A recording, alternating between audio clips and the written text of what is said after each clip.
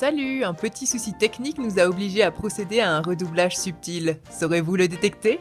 Bonjour audience, prêt pour un nouvel épisode de Toon Girls avec un R rugissant. Gundam Wing, c'est la première série de la franchise Gundam à avoir été traduite et diffusée en Occident. Et bien que le design des mechas soit salué par les fans, elle est pas mal décriée. Principalement parce que c'est une série qui plaît aux filles et notamment aux fans de yaoi. Ce qui est un peu con parce qu'à côté, Gundam Seed est acclamé par la critique et plaît aussi aux filles et aux fans de yaoi. Et il y a plein de séries qui plaisent aux filles et aux fans de yaoi et ça en fait pas des séries nulles pour autant, hein. Death Note, Hikaru no Go... et Shingeki no Kyojin. Je crois qu'en fait, il faut pas chercher. Bref. Si Gundam Wings met en scène des combats de robots géants dans l'espace, notamment le magnifique Talgiz et ses grosses cuisses blanches et métalliques, c'est mon préféré. Il a pour héros une collection de bichis plus shippables les uns que les autres, mais aussi de nombreux personnages féminins. Plutôt cool. Personnages féminins qui sont intéressants, qui ne sont pas érotisés et qui ont un vrai pouvoir d'action. En l'honneur de Relena Peacecraft, la plus fabuleuse de toutes, je vais vous jeter une œillade dédaigneuse. Tch.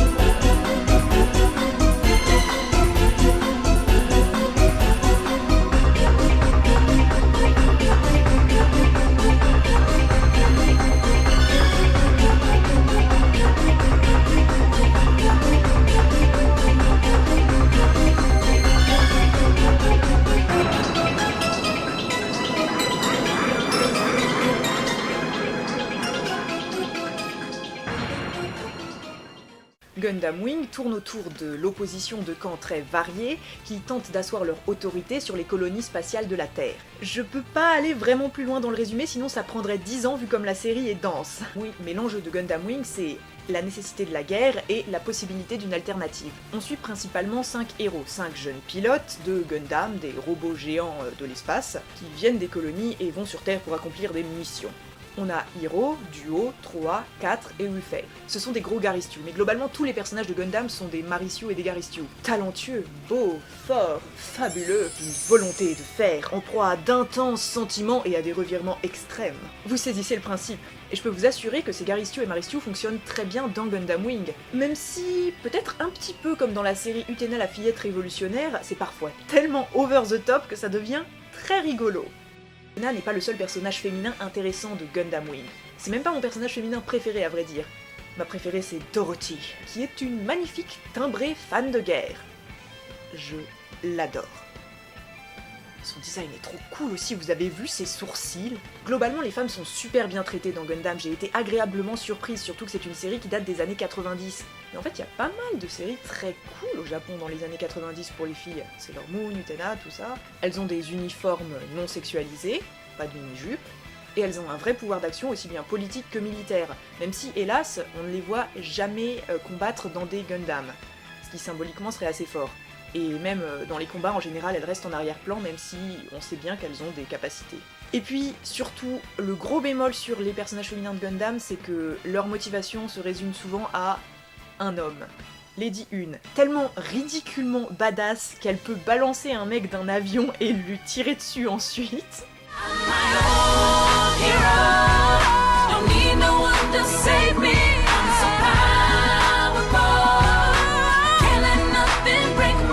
N'est motivée que par 13 Kushrenada. Noin, une chef d'armée sensible qui se soucie de ses hommes mais gère au combat.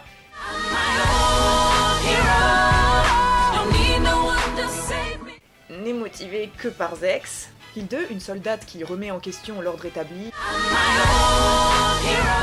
N'est inspirée que par Duo.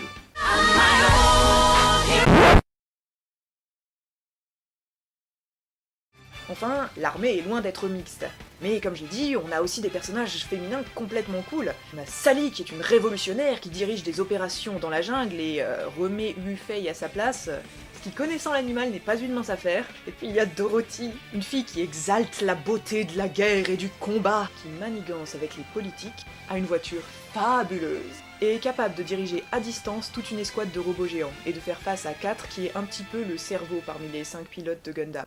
Et puis il y a Relena, par rapport à laquelle tous les autres personnages vont se positionner idéologiquement. Parce que elle aussi, elle est douée, talentueuse, fabuleuse et d'une volonté de faire et en proie à des sentiments intenses et des revirements spectaculaires. Et ce qu'elle veut, c'est la paix, la vraie paix.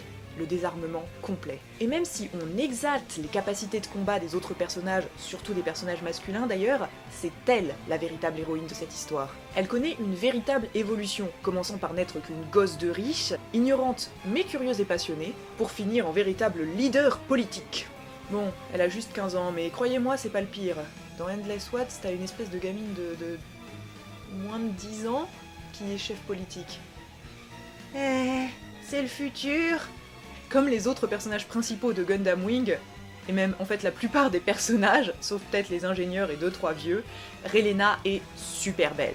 Mais bien qu'elle garde un aspect clairement féminin, comme les autres filles et femmes de Gundam, elle est une beauté androgyne. Elle envoie des paillettes comme un bichi, pas comme une petite fille mouée toute mignonne, ni comme une femme fatale à gros boobs.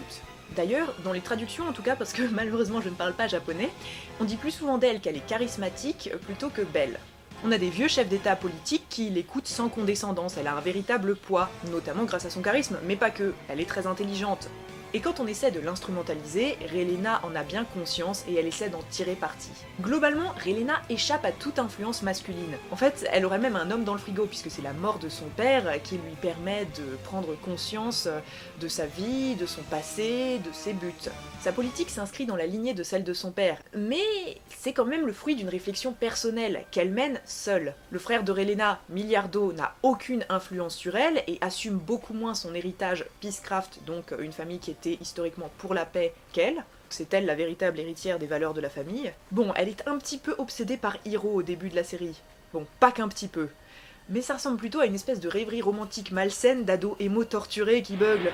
Hiro, si tu veux me tuer, vas-y! Je t'attends. Mais peu à peu, les liens entre Relena et Duo s'équilibrent.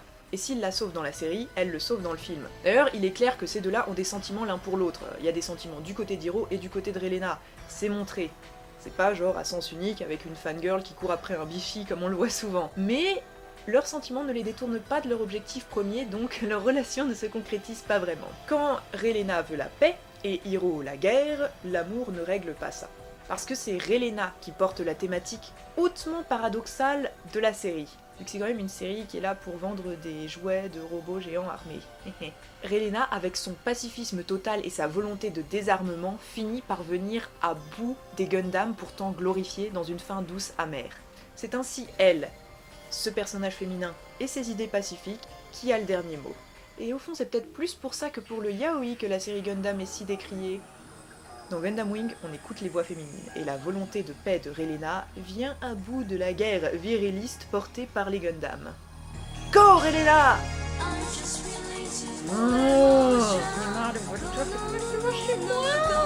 Casse-toi! Allez, casse-toi! Je suis au rez-de-chaussée. Mais putain! Prends des heures!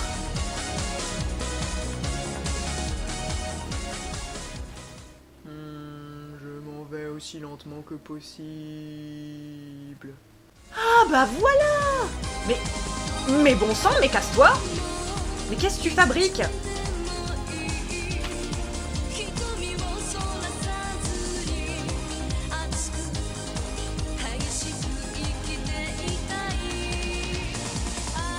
Ah, il est enfin parti! Ah, il est enfin parti! Bref!